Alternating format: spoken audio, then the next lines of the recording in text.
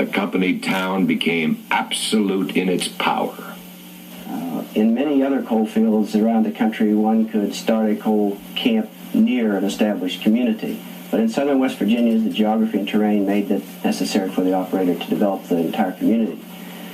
The problem was that even the best of these had the potential of enormous social control over the people who lived there. The company houses had vacate leases in them, which gave the operator complete control over the living conditions of the miner. The coal companies built the school. They hired the school teachers. The teachers had more or less control of the school, could talk about anything they want except the union. You see it in the church. Since the coal companies built the church, they hired the minister. The minister served the company. He could not address the social wants and needs of the miners, such as talking about the need for higher wages. He could not talk about labor affairs. The miners lived in company houses. Virtually everything was owned by the company. They were even paid with company scrip, which was a type of company money, little coins or bills that the company issued to the miners as their pay. It wasn't even American money, and this was redeemable in the company stores at inflated prices in the company stores. The law enforcement officials were either controlled or influenced greatly by the company, so that what you had in those communities was almost a complete potential, at least, for almost complete control of the lives, both working lives and community lives, of the coal miner. Other injustices were less obvious. Miners made 30 cents a ton for the coal they dug, but their actual earnings could be substantially lower due to the practice of cribbing, shorting the miner on the weight of his coal. At that time, they was loading 2,240 pounds per ton. See, 2,000 was a ton, still now it is. But then the companies got that much off the man. Before we got a ton of coal, we had to load 2,240 pounds. That was over a ton. Completely dependent upon the coal operators for their jobs and sustenance, the miners were afraid to speak out against the injustices in their lives. As years passed, resentment festered, discontentment grew. Faint whispers of strike and solidarity began to filter through the narrow mountain passes. Don't scab for the bosses, don't listen to their lies. Us poor folks just ain't got a chance unless we organize. The cause of unionism had barely begun when coal operators established their company towns. Yet the skyrocketing demand for coal and the miners' condition prompted the rapid rise of numerous unions throughout the coal-producing states. A national convention was held in 1890, and the United Mine Workers of America was born. The basic purpose of the United Mine Workers was to represent the miners as an organization in such a way as to improve their pay, their working conditions, their social conditions, to improve their safety.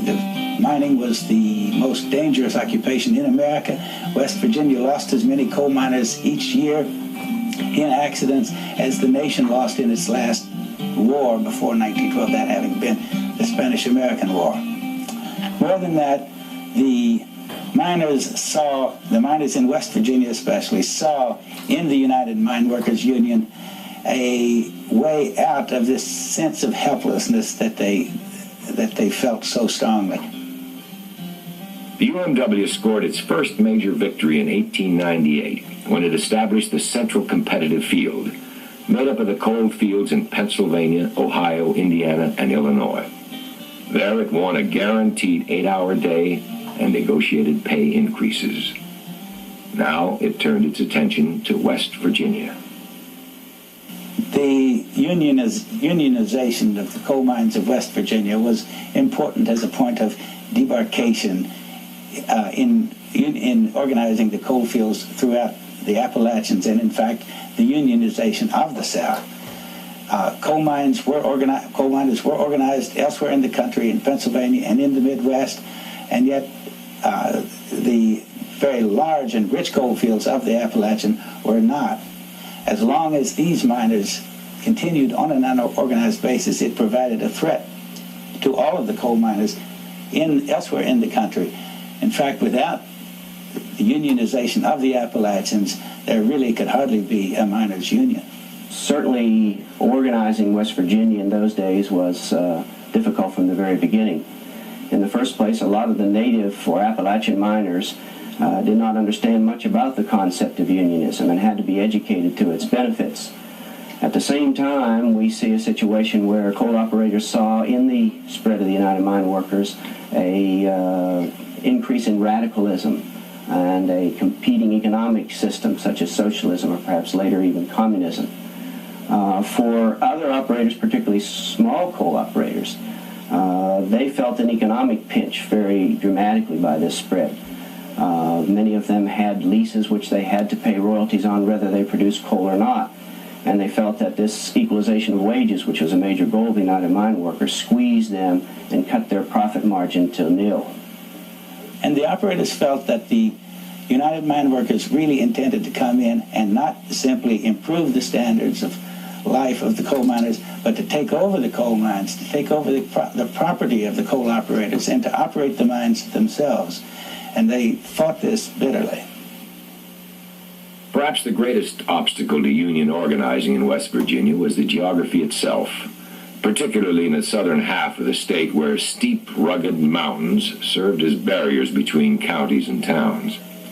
About the only way to move in and out of the coal fields here was the way the coal moved, by rail. Coal operators hired guards from the Baldwin Phelps Detective Agency of Bluefield, West Virginia, to police trains and depots, and to turn back any suspected organizers. By 1912, the United Mine Workers managed to become the largest union in the nation, boasting a membership of more than 250,000. But in West Virginia, its ranks remained small. Although it gained footholds in certain counties, its influence was limited, and its hopes for winning the state were wearing thin. Then, in the spring of that same year, their movement took on a new dimension.